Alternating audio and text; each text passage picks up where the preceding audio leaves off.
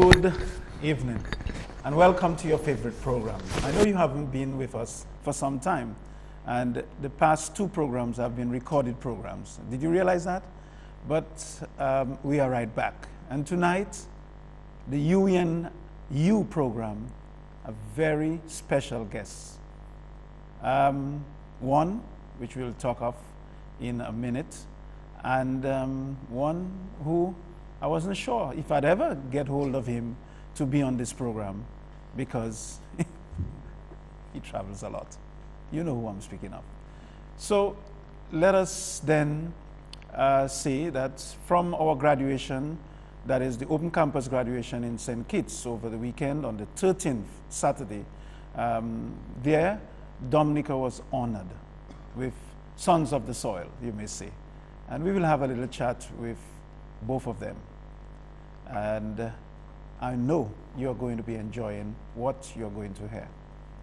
And it's a constant reminder that University of the West Indies belongs to you, the West Indian people, the Caribbean, the English-speaking Caribbean, and further afield. It is international, but very dear and relevant to us in the West Indies. We'll be back after word from our sponsors. I'm part of a tough, smart, constantly evolving, never too old to learn community of human beings. proud of country, Proudly Caribbean, global citizens. with convenient access to over 400 learning programs Delivered both online and face-to-face. from the Caribbean's University of First Choice. My mind, My life. my world of possibilities is wide open. Call, click, or visit the UWI Open Campus. Yes, we spoke about special guests, and as always, our guests on this program will introduce themselves. They are usually very humble in not saying all their attributes, but you see before you, and in the center of your screen is someone reminding us that we are in the national celebration season. His shirt, you know him, his shirt is Creole, you may say, Madras, and it's a constant reminder of our heritage. And in shocking red with his tie, as if to match the other guests, is your own Dr. Francis Severin. Two men who were there at the graduation ceremony. We want to know why they were there. It's the open campus, so we expected Dr. Francis Severin to be there. In fact, I think he acted as orator. He also haven't been on our program since he assumed the position of director, acting director of the open campus country sites, the OCCS. That means this man has a lot of responsibilities. 42 sites in this 16 nations outreach, you may say, the fourth campus of the University of the West Indies. Dr. Honychurch, and I say this first doctor, but you'll have to tell the audience, the listening and viewing public about the other doctor. So our Creole is now Dr. Defwa. We will talk first to the one we have known as Dr. Lennox Honychurch, and then something which has been conferred onto him recently on the 13th. He will also speak of this. But just remind people in event that people have forgotten this historical icon, who you are. Well, I'm Lennox Honychurch. I think most people are aware of that and know me. I was born at Portsmouth. Well, we have another Portsmouth person here. Yes. Portsmouth, Dominica, almost 60 years ago in 1952. And I grew up at various places in Dominica, Calibichy, Girardel, and I'm back in the north again at Woodford Hill now. So all of these experiences, in fact, of growing up here in Dominica and being made aware of the background to the island, and also in my work, my first job was with Radio Dominica, doing programs, reporting for news, and of course, some people will remember the Dominica Story, which was a history of the island, which I composed back in the early 1970s. And for me, it was an adventure just as much as it was for the listeners, because I was discovering, along with the listeners, the history of Dominica in public form for almost the first time. We had very little material available for the open public. And therefore, this was a great success at the time. I put it into a book. And then people in Britain who were doing West Indian history books, they wanted me to do a West Indian history, just like the Dominica story. And one thing led to another, and I got more deeply involved both in the wider Caribbean as well as in Dominican life, and particularly in relation to politics, briefly back in the 1970s, and in the run-up to the independence of Dominica, along with 2 other members of what was then the opposition government, opposition in the parliament. We worked as the opposition team along with the other delegates for negotiating the independence of Dominica. Sadly, my other 2 colleagues have passed on, Mr. Anthony Moise and Dame Eugenia Charles. So I seem to be the last standing of the Freedom Party team that were there back in the 1970s. And subsequently, I wrote a great deal about constitutional change in Dominica.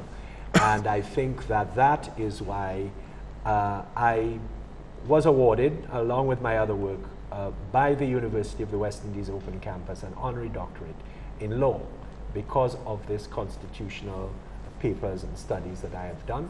Of course, I had a previous doctorate for which I actually had to study and work for 5 years, and that was from Oxford University, where I got a Chevening Scholarship, and I graduated at from Oxford in 1998. So somebody the other day in Portsmouth was telling me, so Lennox, what I call you now, Doctor? Doctor. But there are a number of double doctor. There are a number of other people in Dominica who are in that position. One of them, of course, is our former president, Dr. Liverpool. Yes. He has received a number of honorary doctorates from the University of Hull in Northern England, where he went to, and also in Africa, in Ghana, and of course, University of the West Indies. And there may even be others, but I know that at least there are 3 honorary doctorates. So this is very moving. I am extremely honored, particularly because it tightens and cements my relationship with the University of the West Indies. I worked in the office where Dr. Savre now is the head for a few years in 2002, 2004. And also I am an honorary research fellow of the University of the West Indies since that time, and have been lecturing in all the campuses over the years. So there are a number of reasons why all these things came together at this time. A St. Lucian, Adrian Auger, also received the honorary doctorate with me. His was honorary doctorate in letters. And he is very creative. His substantive post is in finance and economics to earn money, to make, to be able to live and to support his family.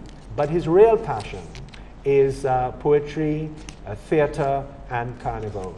And so he received his honorary doctorate for his work in those fields, Doctor of Letters. Okay, so, I mean, who could have said it better but Lennox? And he did that very well. We are still concerned, and you would be, knowing how Dominicans like detail, how best should we address Dr. Lennox Honychurch, who is now a double doctor, as one may say, PhD, D, probably may be a suitable way to go. Well, thankfully, a lot of people forget about all of that, and they just call me Lennox. Lennox. So we know he remains Lennox. Yes. Welcome back. Lennox referred to you as head. Let me just remind Lennox, you're not head of the Open Campus here in Dominica. I am. Am I not, Dr. Sevra? You see, I haven't kept up with the times. You smile, Dr. Sevra, when he referred to you as the head. Biblically, I would say these are your words, not mine. Well, let us put it this way. Yes. Immediately on his appointment, yes, I think at that time he was head. He was and head. it has changed now. It has changed, yes. And I'll correct myself. A few months now. Well, tell us about the new Dr. Francis Sevra. Welcome to the program. Yes, thank you very much, Felix. I mean, having been on this program or series of these programs, you know, I never quite know how would you like me to introduce myself. Well, again, things are forever changing. I have to look for very creative ways, and I'm not a historian like Lennox is, so I often forget about my past. I'm always looking at what's going to happen, you know, in the future. But the fact is that let me first say thanks to Lennox for accepting so graciously the award of the degree of Doctor of Laws honoris causa. This was particularly pleasing for me because I had the privilege and the pleasure of being a fellow Dominican and having to write the citation and also to present it and present Lennox to the Chancellor. It is a very formal ceremony, and you know, you can imagine the sensibility of pride that you feel. Not only that, but I have known Lennox for a very, very long time, and in fact, I reminded him while at the Marriott in St. Kitts at Frigate Bay that he had given me, having seen my proclivity to art, you know, he had given me a box of this color, you know, painting, crayon. Yes, it's watercolors. So I don't see much of that You anymore. must understand he was about 12 years old. Yes, exactly. You know, so it has been I hope you poured water on the little wrong things, the colored things, and not spittle. Never mind, I Felix. just want to I made good use of it, and in whatever way I did, whatever form of water I used to dilute, you know, but it worked out.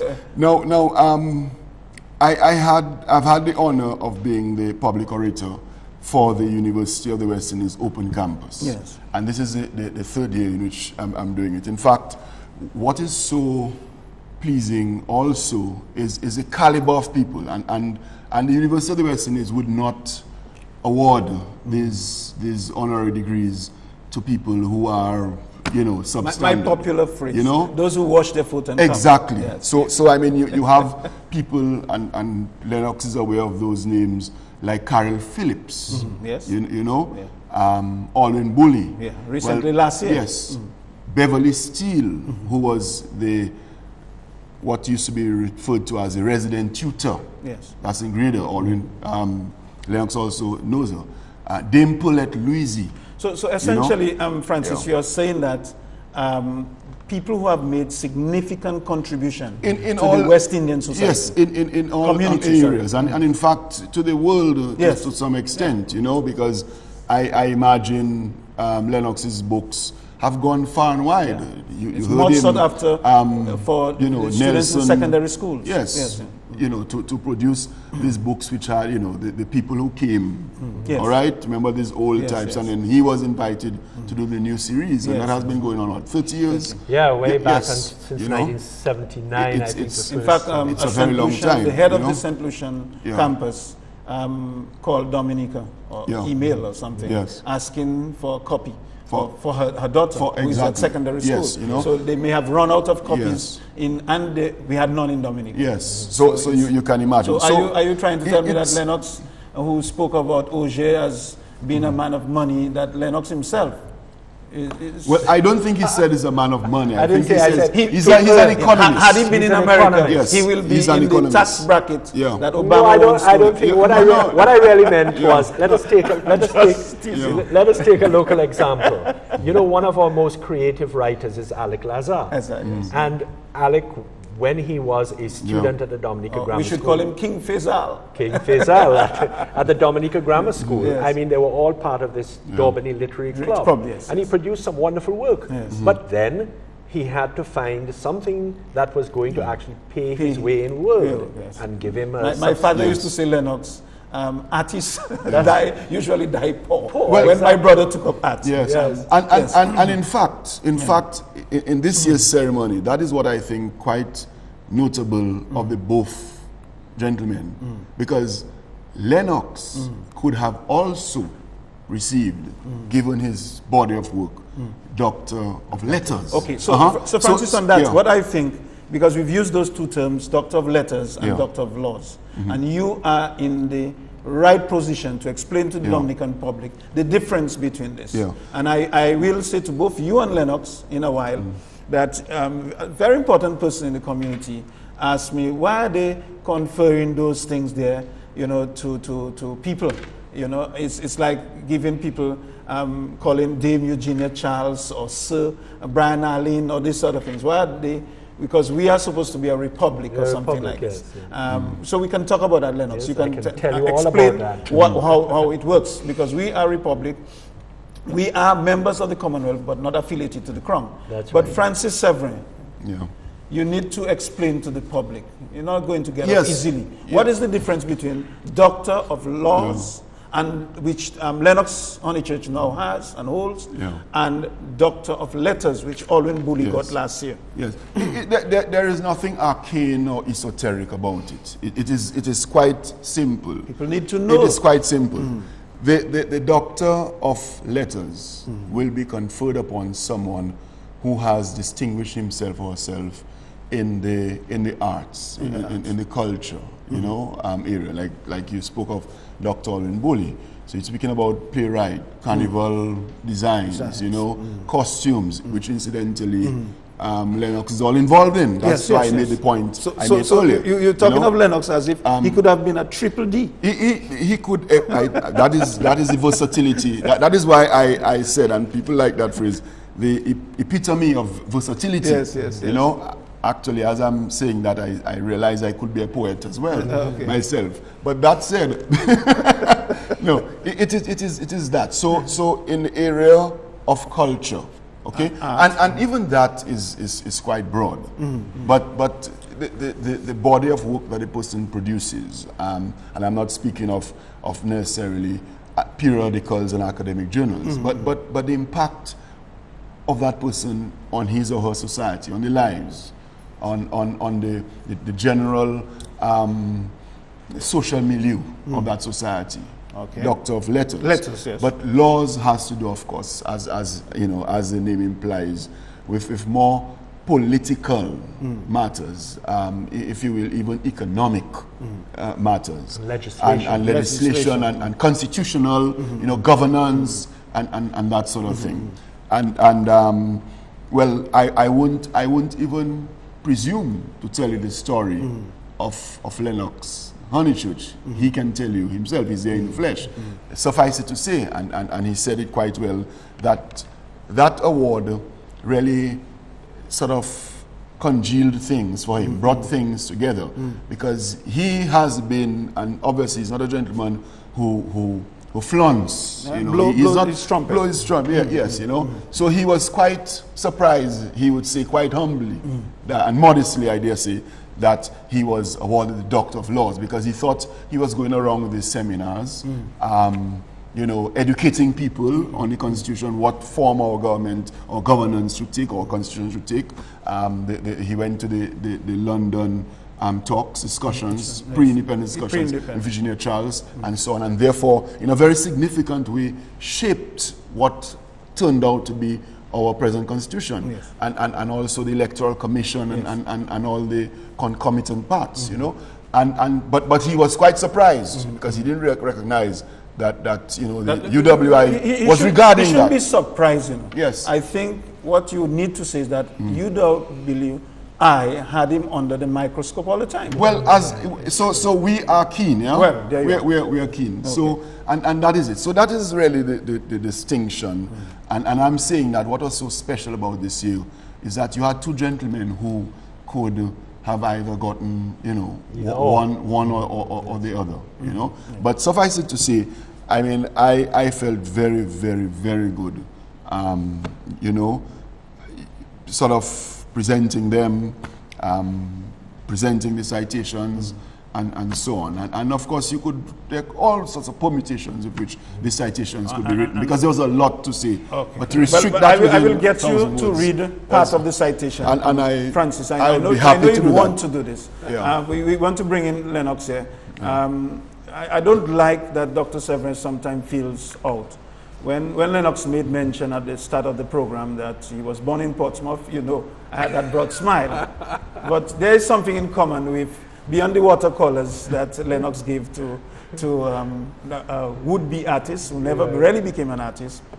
But they both went to SME. And he'd like to tell you quickly that is Dr. Francis Severin. SMA means smart men alive. Okay? But just recently, Francis, I got the real meaning of the Dominica Grammar School. Oh, okay. Okay? What was that? A fella said, a damn good school. Yeah, well, that's nice and simple and straightforward. Yes. So whether you believe it or not, but that is what it is. Yeah. That's one of the meanings. But you all have that in common. Now, Dr. Honychurch, can you tell us what it felt like? I mean, yes, you were informed and you have been associated with UWI for the greater part of your life, and you then informed that this would be conferred onto you. How did it feel? Well, of course, initially, I mean, I was struck, I was extremely honored by it. And as I mentioned earlier, what I really, there were two things. One is linking and cementing my relationship with UWI. Yes. Because actually I was never a student at UWI, although I went and began processing the application, but it was very strange. By the time I was ready to go to university, I had already published these textbooks. So I went to the head of the history department at Cave Hill, Woodville Marshall, now Sir Woodville Marshall, for an interview. And I said, I was the one who requested the interview. So I said, Mr. Professor Marshall, I would like to become a student of UWI and to do my first degree in history in your department. He leaned back in his chair. He laughed. He said, but you know, you're going to find yourself in a very awkward position because the students that I am going to be teaching along with you will have come through high school having used your books. And there you are sitting with them at doing a first degree. So he advised me to look elsewhere. Look elsewhere, forget about it, just continue with my life. But I was very conscious of the fact that I had not been to university. And so I was very lucky later on to get a scholarship to go to Oxford. I was going to do history. They cut the course and then they said, well, judging from your CV, here, there's a place for you in anthropology. Oh, fantastic. Now, luckily, the subject I was going to do for my doctorate was the history of the indigenous people of the Caribbean.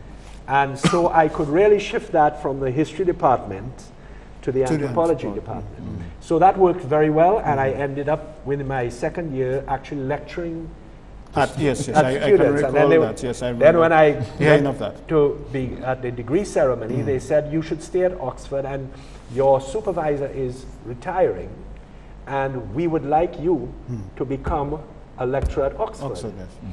I said, look, I have a little island down there in the Caribbean, you know. The reason I got this scholarship really was to go and continue serving in that island, Dominica. And so I returned and got involved in things like the university and, of course, the project at the Cabrits, Fort Shirley and all that. So, and I felt too, yes, if I do accept this position and be at Oxford University, oh great, I mean the life there is fantastic. But really at the end of the day, what are you doing for your country up there? Yes, you're probably getting a very good salary. Yes, you are distinguishing yourself. You're publishing masses of fantastic papers. You're being asked to lecture all over the world. But at the end of the day, this is just for you. You know, Dominicans would then hear, oh, there's this guy up there. He was born in Dominica and he was at Oxford University and he did all these wonderful things. But what does it do, especially at a time in this country when we are losing a whole chunks of people who could contribute? One of the biggest problems we have in Dominica now is because we are lacking the critical manpower to do things that the country needs. All of them are over in the United States and United Kingdom, they're everywhere, and they love Dominica greatly, but they're not here. The contribution is out there. They're not here. Some will even argue with you, Lennox, that by contributing, well, I understand those who are in the region, by contributing in Britain or in the USC, indirectly they're contributing to Dominica. The argument but is, yes. I like your slant, that is, our education system should generate those persons with the capability and the capacity to help develop the country, and that unlike other students, you return to Dominica, and the contribution you have made, although there isn't a monetary reward attached to it, but it has been significant. Although some days when the going gets tough, Yes, you yes. wonder really and truly, Whether you what am I should doing here? Yeah. You know? Yes. But by the end of the day, you have second thoughts on the whole matter. Okay. But I tell you, sometimes you wonder, Yes. boy, should I be taking this pressure? You know? Yes, I But understand. Yes. love of country sometimes conquers all. Yeah. Yeah. Yes. Okay, so that brings me to you, Francis. I know you are gearing to tell us some parts of the citation about Dr. Lennox Honychurch. Oh, you want me It's to? your turn. Yeah, Yes, do yes. this now. Yes. Oh, okay. This was very long, you know. I hope he's no, not hey, going listen, I'm- listen. I hope he's I'm not not- going I know to him. read I know all him. of this. I I'm know going Francis to- Severin. Francis, Yes. bear in mind, I'm Yeah. the moderator here. You may Yes. see. Huh? No.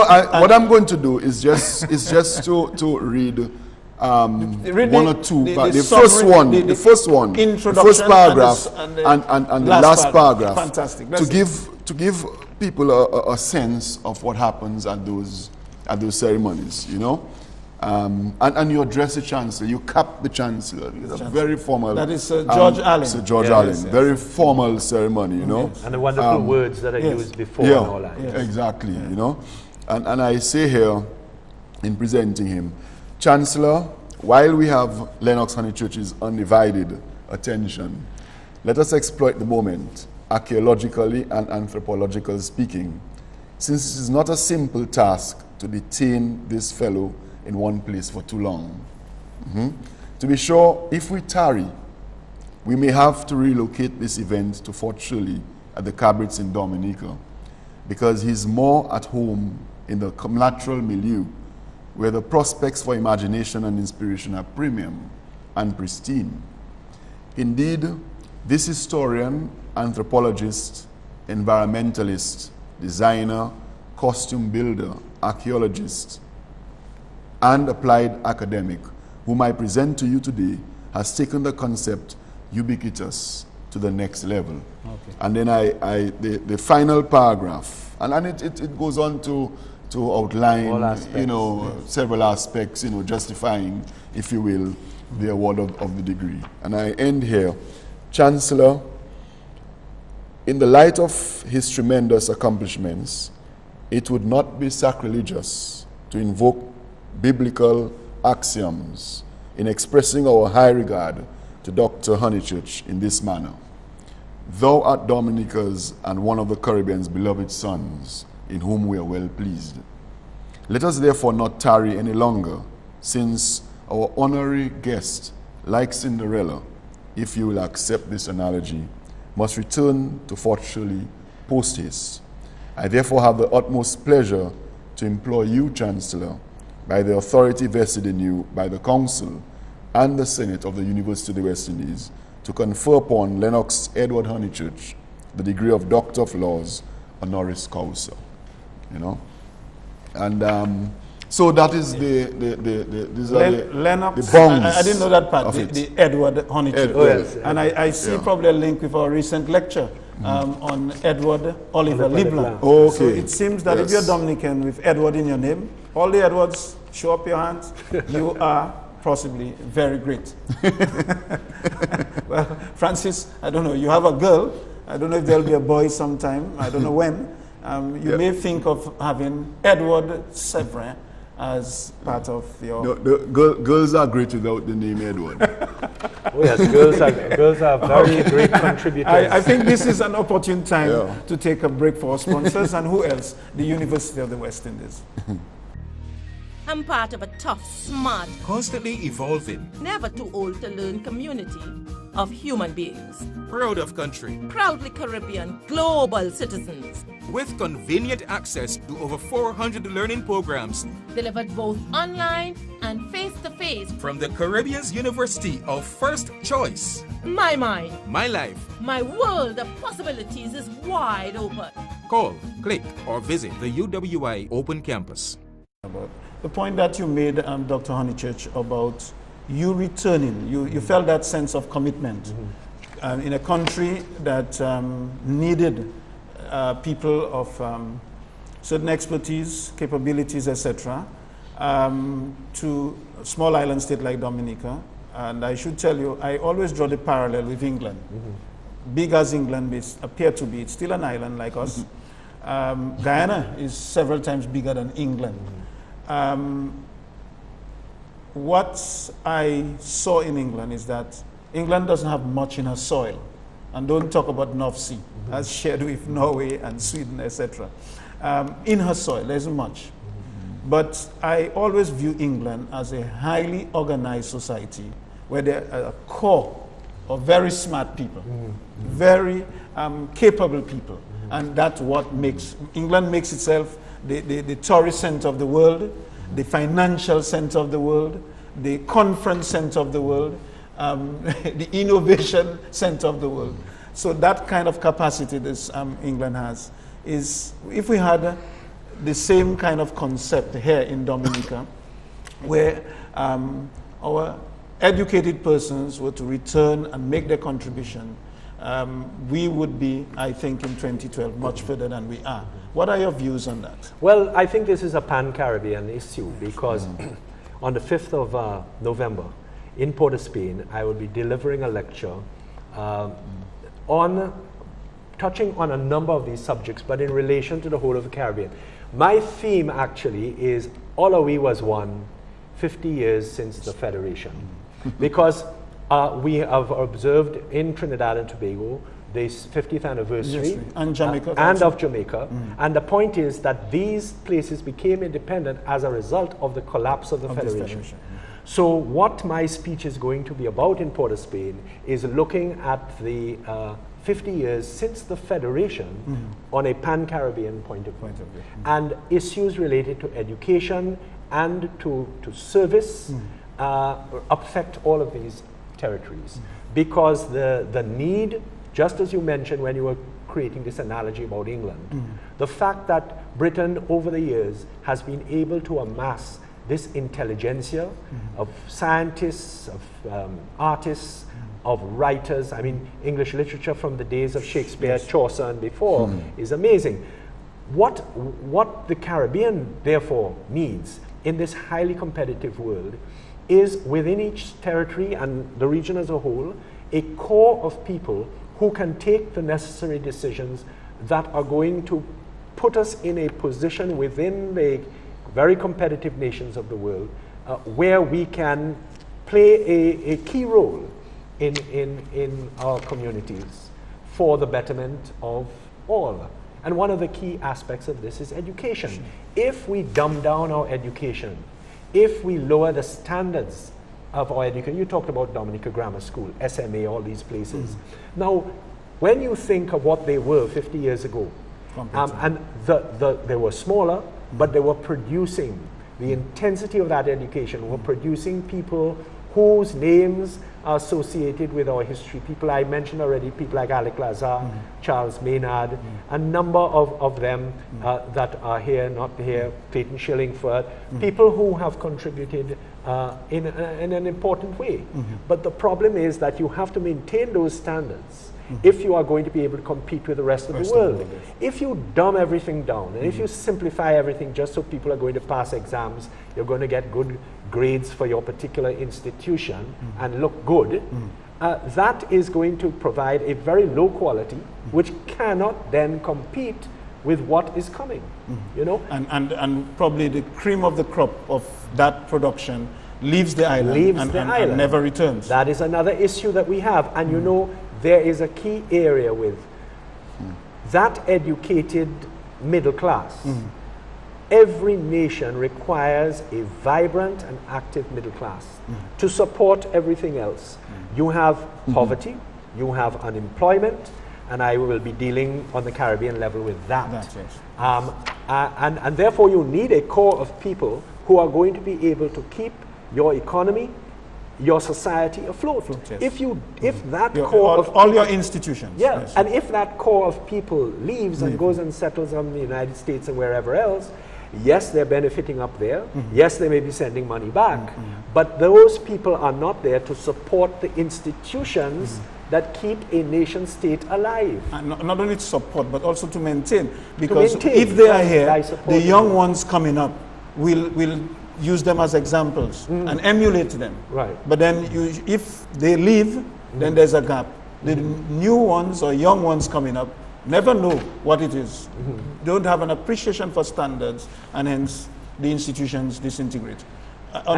Yes. Yeah, I was just going to say, and society, it's not only a matter of that. Society needs these other elements, like creative elements. Yes, yes. I mean, can you imagine we are a nation state and we do not have a cinema? Yeah? You don't get a body of people together watching a good film. Everybody's independently in their little place watching their TV and their DVDs. Our theater is held together by people like Alwyn Bully and the others, the New Dimensions, Steve Hyacinth and all that.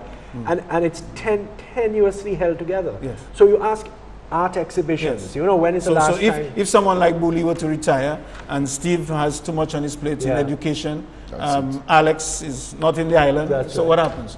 We don't have the and that is why I really have a great admiration for those people in the communities. Yes. You know, Gilles Carbon up in Capuchin, the activists down in Grand Bay, and the all cultural that, groups, all of them, even Felix Henderson, and the way in which he passes on information through the Creole and things like that. Yes. If you know, these people are what's helping to hold all of this together. It's like a network of people. Yes. And but it's not deliberate. I mean, they are doing that from the love of this thing. But what we are saying is that, to me, it should be institutionalized. Or the fact that they're all doing it all over the island, you know, keeps things going and together, you know. Yeah. Okay, so that leads me, Dr. Francis Severin, Director Acting of the Open Campus Countrysides. I need to remind people, you know, I mean, come on. Make it clear, because, you know, can you, and that's a test for you. Even somebody like me forgets this new setup. The new setup. So you have to I have to remind him. And he smiles every time I say it, you know, because he thinks I'm teasing him, but I'm really giving him his accolades. But due to him. But Doc, can you tell us, because what Lennox has said, I want you to echo it in respect of the mission of the University of the West Indies. Can you recall it? Well, I'm putting it to a test because can I tell you, today at a staff meeting, I got all members of staff to actually write down the mission of the University of the West Indies. Yes, so you probably have it there. It might well be, you know. Okay, not word for word, but it fits into what actually. Lennox said. No, I wanted to go back a bit. I mean, the University of the West Indies totally has always had its that well-known mission of unlocking the potential. Yes. Okay. Specifically, the UWI Open Campus was built on the understanding that we weren't quite reaching everyone that we needed to reach, so that which we refer to as the underserved. Yes. And as a result of that, after broad consultation with stakeholders, the Open Campus was set up.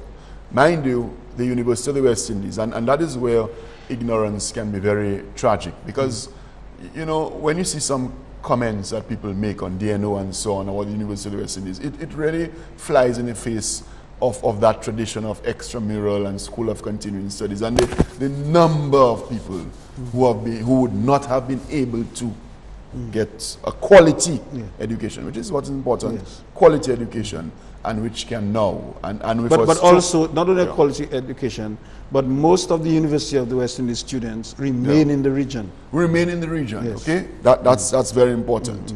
and help towards the development. Yeah. But I wanted to go back a bit in terms of standards, because one of the things that we face at the University of the West Indies, as indeed any good institution, is the frustration of having to take people and bring them to a particular level where the foundation in the first place was sort of fragile, was weak. And we're talking about English and maths. Yes. And you made the point the other day, which is a very important point, that, look, even in our early childhood preparation, we really have to emphasize this maths thing, because we have a lot of people growing up with maths phobia. And the result of that is that people are not going into the sciences. And science can be a very strong foundation of any society. When you spoke of Britain, I thought of Little Britain, Barbados, because here is a country that really ought not to be ahead, so to speak. But guess what? The Sterling reports and all of these early educational reports had said that Barbados has the most symmetrical education system. Yes. And education was emphasized. Which is what Lennox is going to be talking about in Trinidad. We have soil. We are a rich country. I mean, when you fly over Dominica, it looks like a field of broccoli, you know, luxuriant. But what is it in Barbados that has apparently put them ahead? And they don't have all of this. It is the emphasis on education. And education going back hundreds of years. It has a pedigree. It has a pedigree to it, you know. I was reflecting on the standards thing that Lennox spoke about. And we'll have to have another program to discuss that, because the irony is that, yes, standards were higher. So you produced the caliber of people that he spoke about. But if you have children of school age, you would know that they're doing a lot more work now. Yes. So what is happening? Is it that the quantum of work that they're doing are keeping them back from pondering and reflection and really grasping what needs to be grasped? Are they just being, as Paulo Freire says, you know, getting an education that is for oppressed people, the pedagogy of the oppressed, because it's a jug and mug principle where information is being dumped onto them, and they, you know, perennially are cutting and pasting rather than thinking. There's also another element in education which I think in the West Indies has suffered, is that the more all-rounded education. When 50 years ago, these schools you talk about in Barbados, and although I also went to SMA, I went to the Lodge School in Barbados. And one of the main things there was the all-rounded nature of that education. Yes, you had your academics, but you also had great emphasis on sport, on arts, on music. That is why Barbados is where it is today with music. Everybody who is in a band can read music. You have the arts, their skills in this field are great indeed, and you know, it wasn't that way 50 years ago. They were concentrating on the academic purely. I think Errol Barrow was given credit for that. Very much. Where Errol Barrow concentrated a lot on education. Right. And one of the trademarks, Lennox and Francis, you enter Barbados, and everybody always says, first thing you see is somebody from newspaper. Oh yeah, everybody. I sometimes say the newspaper may be upside down, but there's a semblance of reading. And even the pedagogy, because you spoke of Hoyos, who taught you, but he made the history alive.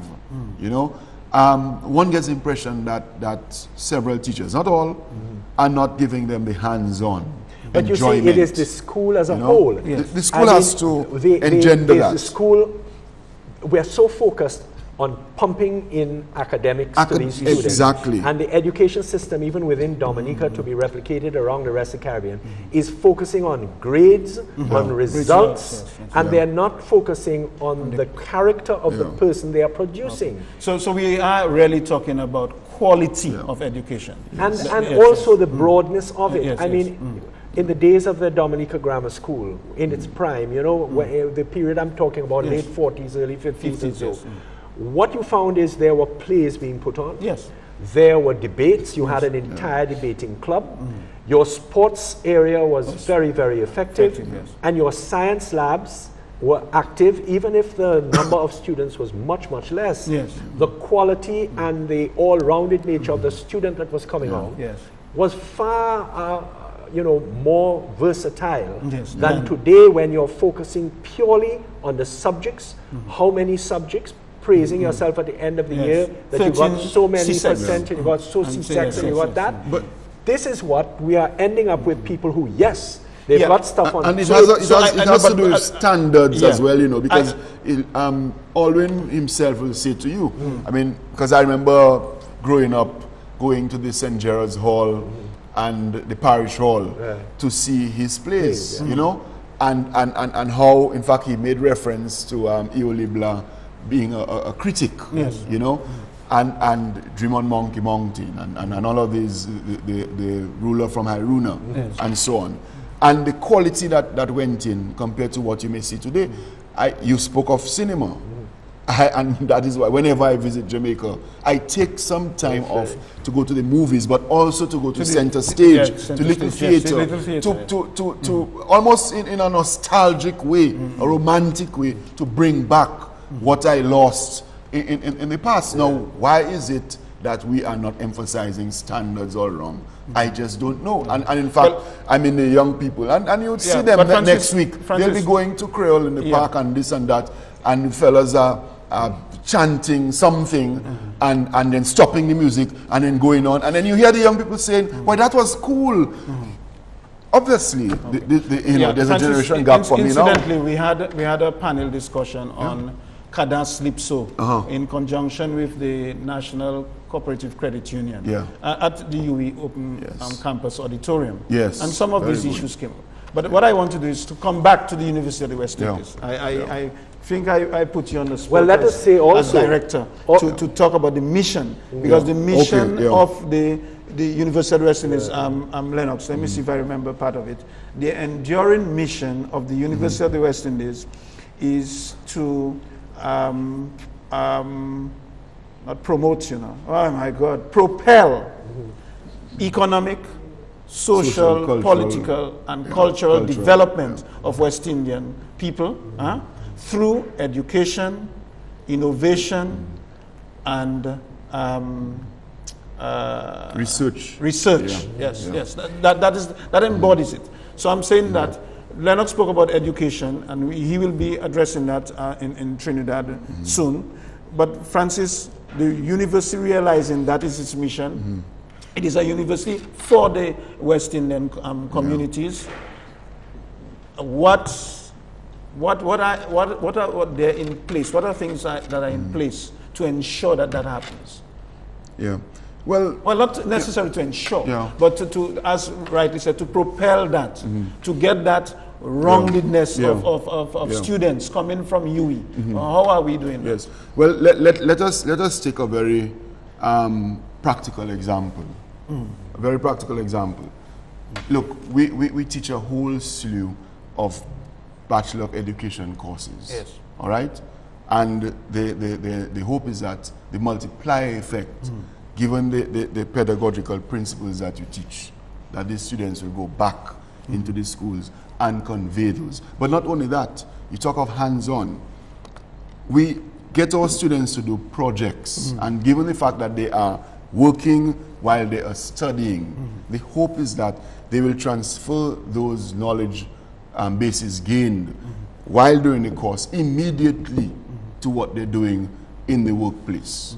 And of course, the quality assurance measures of the university ensures that these courses are at a standard where we, based on the research that our lecturers do, that they are pertinent and relevant to what happens in the Caribbean society. Okay, so what the UWI's saying that the It's grounded education in that the we give Caribbean. is grounded in the Grounded in Caribbean the and Caribbean. relevant to the Caribbean. Yeah. And the courses are not just about academics, but And, to make and not better pie in the rounded sky courses. and theory and philosophy, Yeah. you know, but grounded And in what we applicable do to the in the Caribbean. West Indian society. Yeah. Yes, I think we will take a short break for our sponsors. Who else? The University of the West Indies. Constant reminder of who you are with this evening and for several evenings to come. The third Thursday of every month.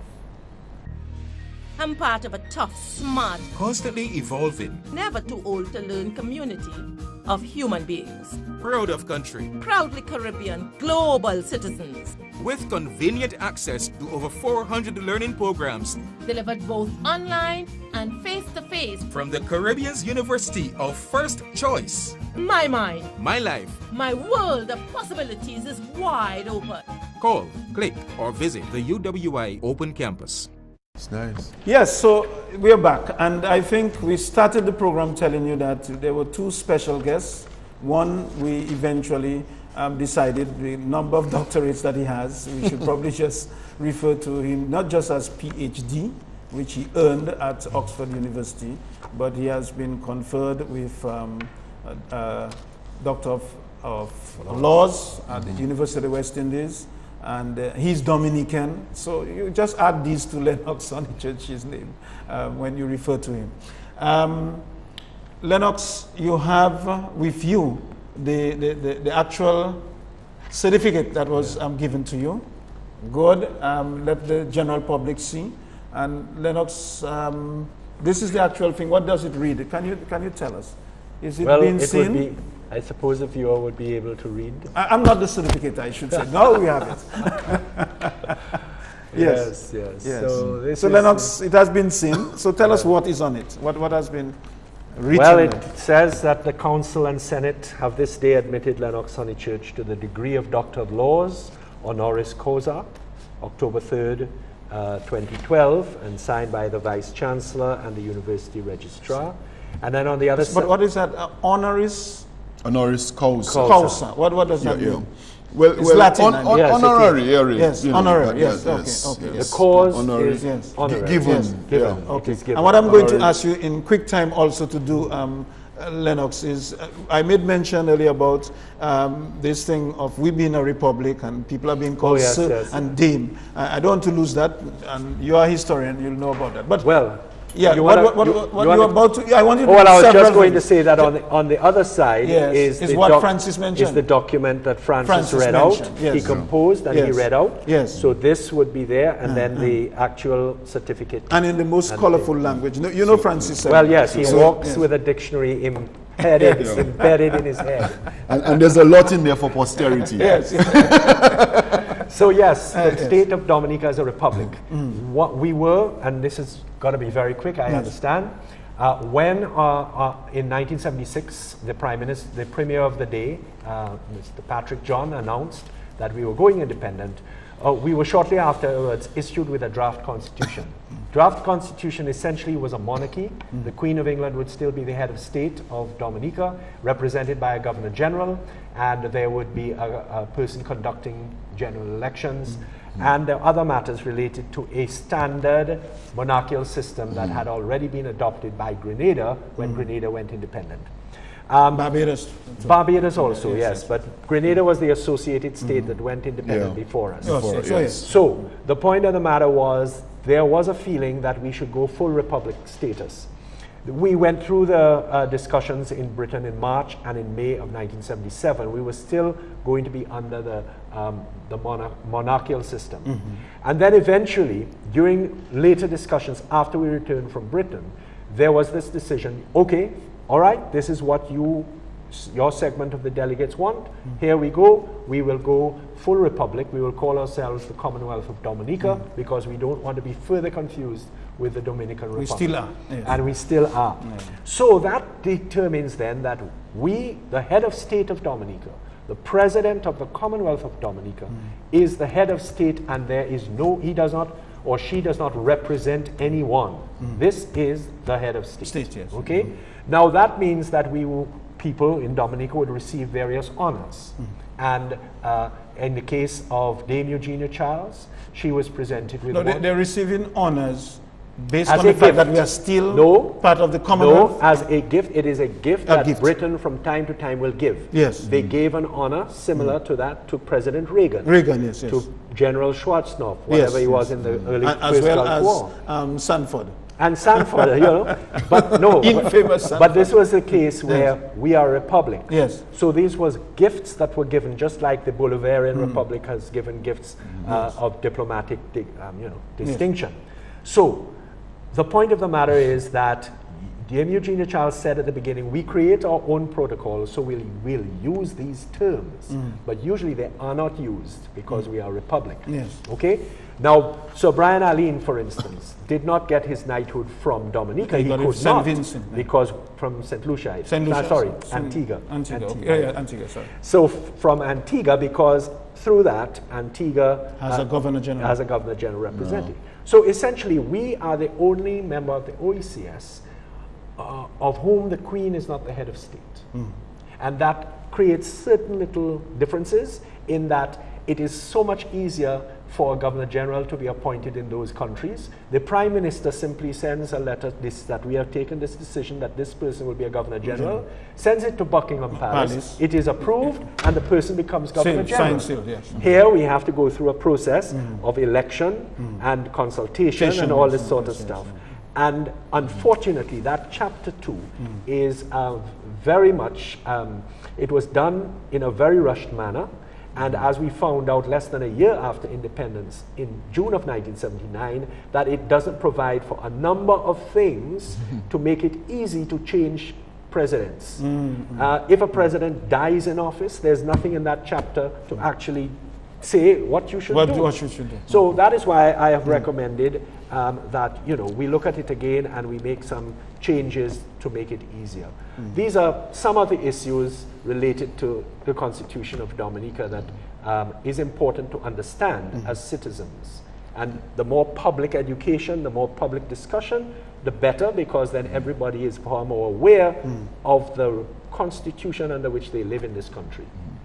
Thank you for that explanation, because we had recently a lot of talk about a new president installed. Yes, and that brings some clarity to it. I must say, I was also very honored that our new president attended, and his wife, Mrs. Williams, attended the graduation ceremony for UWI in St. Kitts, representing Dominica on my behalf, just as we also had the Governor General of St. Kitts, Nevis, and the Governor General of Antigua. The Prime Minister of Antigua was there, as well as the Deputy Prime Minister of St. Kitts was there too. Yeah. So we had a gathering of heads of state and heads of government at there as well.